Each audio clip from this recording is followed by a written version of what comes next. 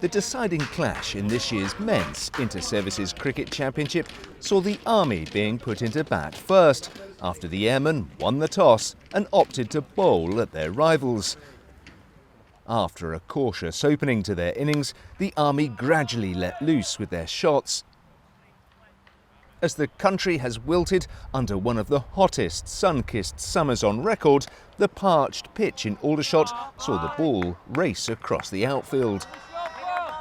The Army's opening pair of Liam Fletcher and Varun Bali were laying the foundations for a solid team total.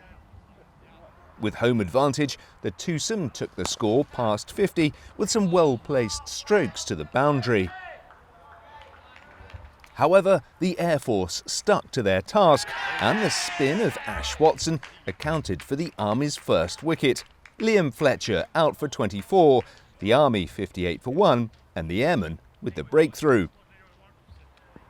The only issue with that dismissal was Army danger man Tade Carmichael coming to the crease.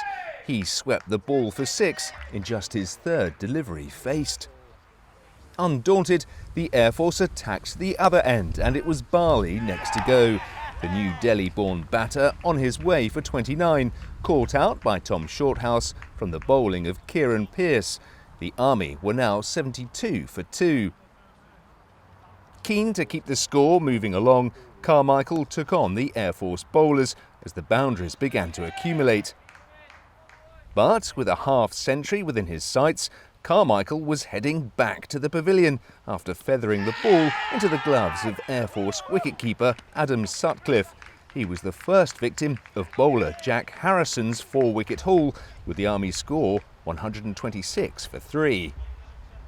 Batsman Oliver Cross took over from Carmichael as chief boundary blaster, with the Army back on the march.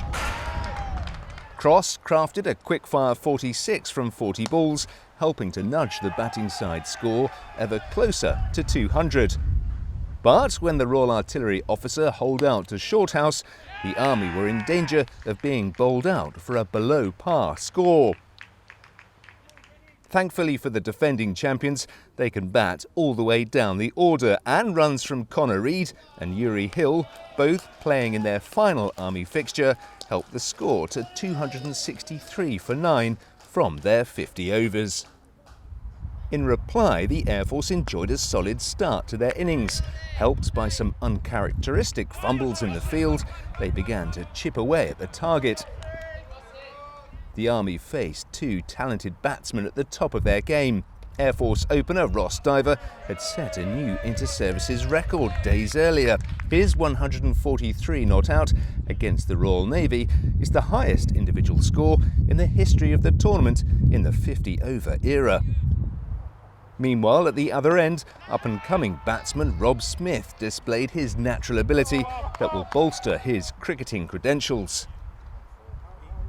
The diligent partnership navigated the Air Force to 66 before smart work by Connor Reid behind the timbers accounted for Diver.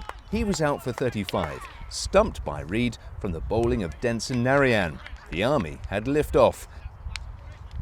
Next to fall was Adam Fisher. The former Air Force skipper had briefly threatened with the bat before being undone by Army bowler Ross Dearden.